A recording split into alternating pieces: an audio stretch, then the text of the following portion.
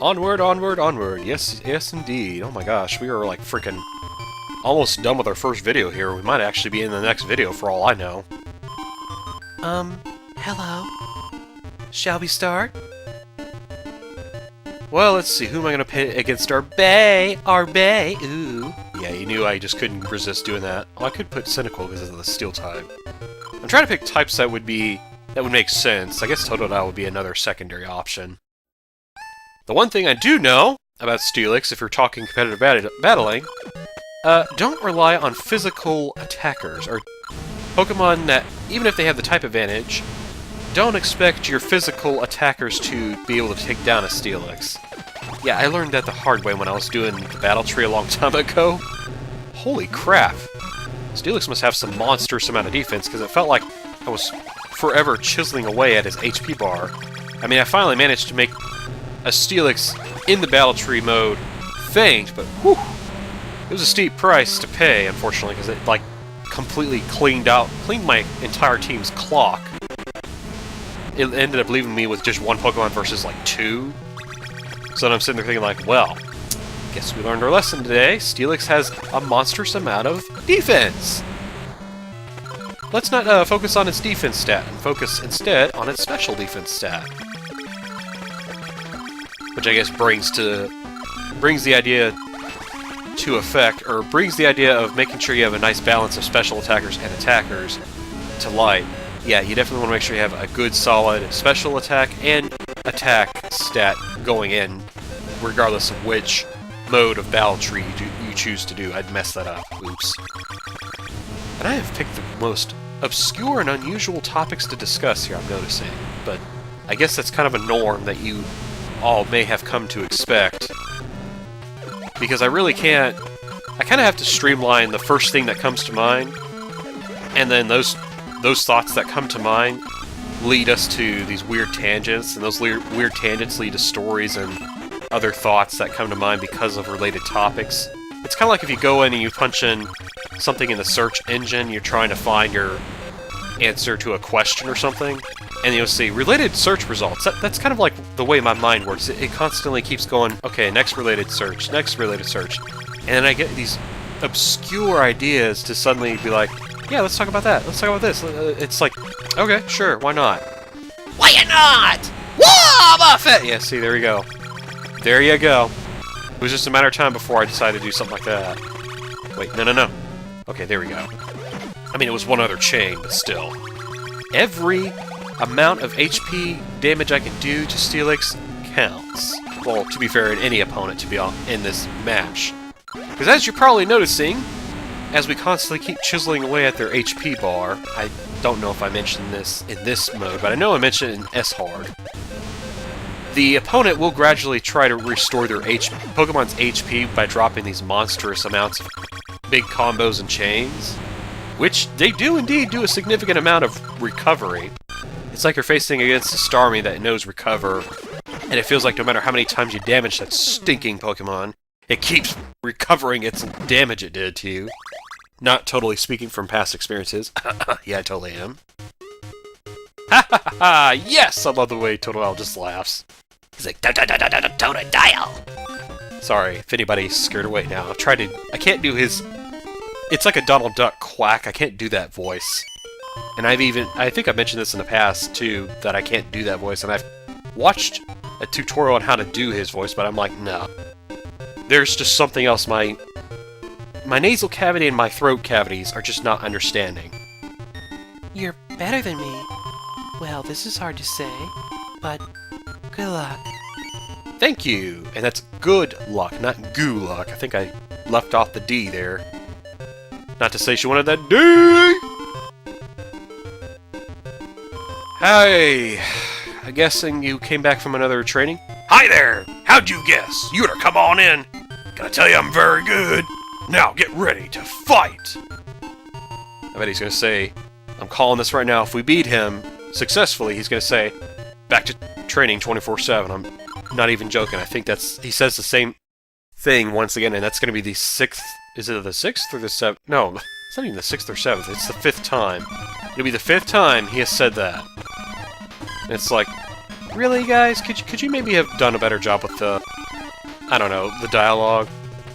I'm not totally bothered by the lack of snappy dialogue and the taunting, if you will, but it's like some of the characters change what they say, and then some of them just retain the same dialogue over and over again. And it'd be fine if it was really catchy, but back to training 24/7! It just makes him sound like a freaking macho guy. It doesn't really make him witty or clever, but then again, when you got muscles like he's got, I don't think you need to worry about being witty or clever, because your muscles will do the talking.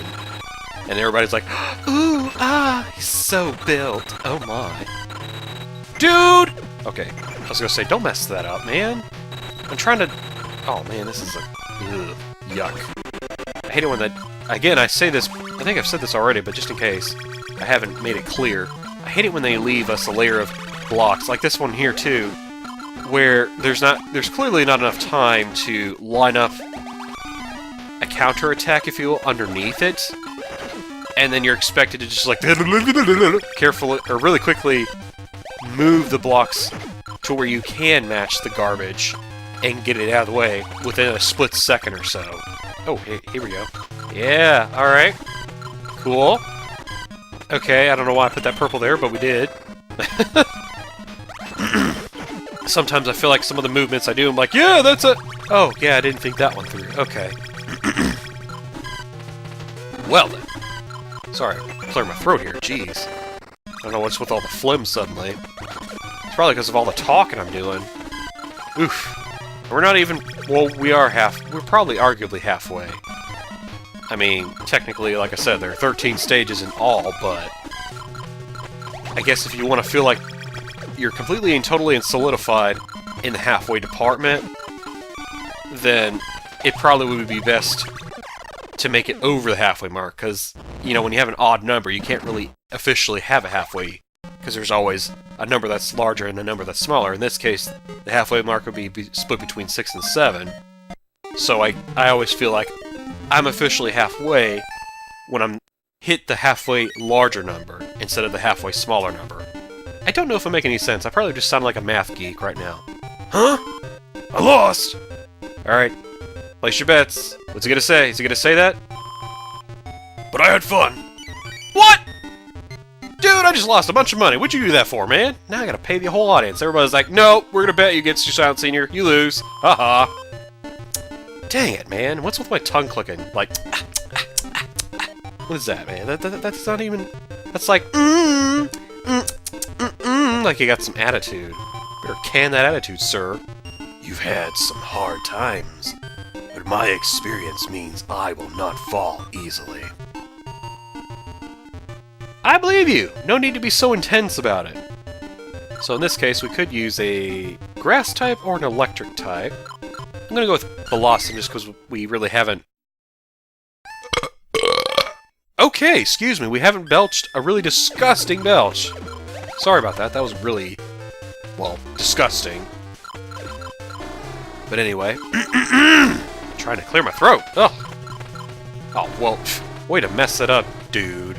I was planning a 9 combo there, and then I go and just drop, or end up matching something incorrectly. And, well, you saw the result. There's no need to be talking...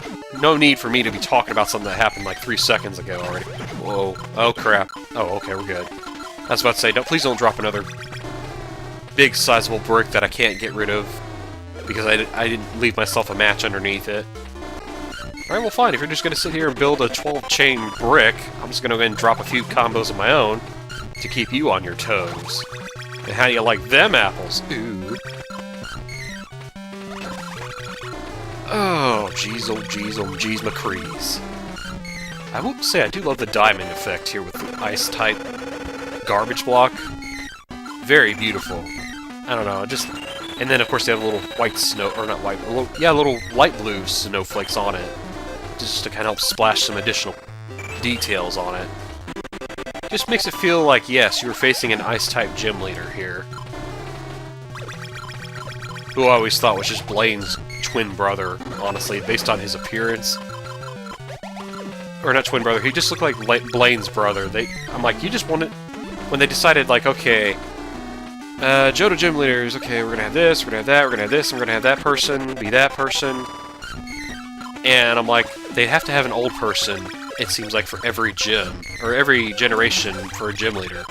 Which I'm not entirely opposed, because sometimes they make the coolest gym leaders, like frickin' Blaine, when you found out he was the 7th gym leader, it's like, oh my gosh, this guy rocks, man. He picks one of the 3 primary types, fire types, and he really kicks a lot of gone a booty with that, you know? And then, we got Price here, he's the old guy for this generation. Let me see, what about 3rd generation? Do we have any old people there? Watson, yeah, he ends up being the electric type. Okay.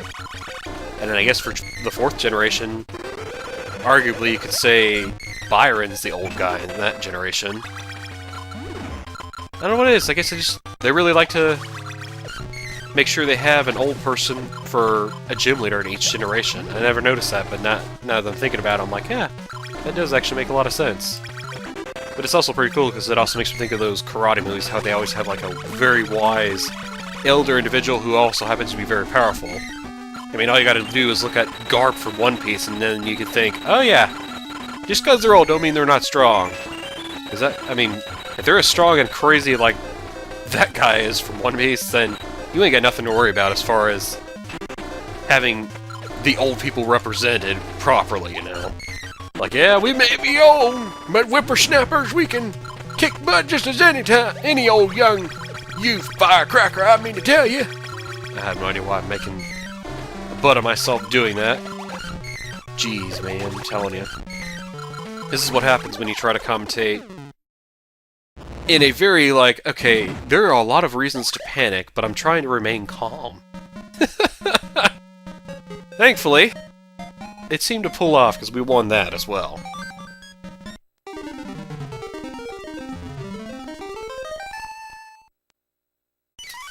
Whoa! Hey! Oh, jeez, sorry. I just went to lean my arm back, and I forgot the right arm of my chair, the computer chair that I'm sure some of you have seen me in when I do vloggy stuff. Or at least show my face cam or whatever. I don't know what happened, but it finally decided to break, and when I went to lean back to my right, I ended up almost falling out of the chair like a dumb butt.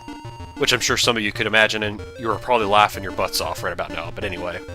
Yes, yes, do tell about your embarrassing tales. I am the Sith, after all. I must find your pain amusing. It was an impressive match. You should be able to overcome anything. Fist bump! Because we got appraised by the old man. Do-do-do-do-do-do-do-do-do. Alright, Blackthorn Gym, Claire. You finally made it. I wonder if you've improved. I'll be the one to test you. Hey, no time like the Dragon-type trainer to do that. And honestly, the only type here that could... I mean, I would argue to say Totodile would be a good fit because he could learn Ice Beam, but Sentret, type-wise, is probably going to be the best bet. Because Dragon types are actually not, like, resistant to normal type attacks. I remember back in Generation 2, they were, like, immune to almost... or not immune, but they were, like, not weak to anything, so... when you got to the 8th gym, it was like, oh my gosh, it's a freaking miracle if you can win. Oh, no! Dude, look at this. Look at this crap. I just died because of Bubbles. Bubbles, Bubbles, Bubbles! Why do you defeat me, Bubbles? So sad, bad dad. Alrighty, well, that's 2 continues. Let's see how many we can rack up. Actually, let's not say we did. Alright, what are we gonna do? I don't like the way this is set up. And I know I'm killing the mood with... oh no, that's the Elite 4 music. I'm killing the mood with intense, dramatic music. You know, I'm not giving you guys a chance to listen to the peaceful, village-sounding music. But, honestly, I ain't got the time to be sitting here waiting for that music to play out, because I've already mentioned, these opponents are kind of ruthless. Sure, give me a star. I've got like freaking 5 blue triangles, and you're gonna give me a star. Thanks, game. That really helps. Ugh, honestly. Jeez, I almost sound like freaking Hollow from Wolf and Spice. Honestly, are all men idiots? Yeah, by the way, in my time of... in between trying to record for this, and real life and everything else, I did actually but I ended up taking time to enrich myself with various different shows that I've been meaning to get around to, or anime that I've been meaning to get around and watch, and Wolf and Spice was actually one of them. And it was one I think I put off because it was a romance type of anime, and romance animes haven't been a category that I've been really successful in finding joy or entertainment in, or just the finding shows that are classified as romance animes that have been able to keep my attention span for more than an episode or two. But that one actually was quite the exception, I must say. The creator who made that show, props to you, you did a good job. And I'm not saying that, oh, because you kept my attention, you're a good maker of anime, or that was a good anime to watch, but if you didn't, you know, you're bad. No, that's not what I mean to say, although it probably comes across as that. I just mean to say that it seems like a lot of shows get a little too, not maybe cheesy, but it feels kind of too high schoolish. And I don't know, because I'm not in high school, I don't find that as appealing, I guess. I guess it'd be different if I was in high school. It'd be like, oh, no, that's so sweet, you know, some of the cheesy stuff. Or even if it's not just high school puppy love, if you will. If it's actually meant to just be silly, lots of goofy facial expressions and whatnot, and chibi images of said characters being used to kind of put it off as, yeah, this is meant to be more comedy-based instead of serious romance kind of base.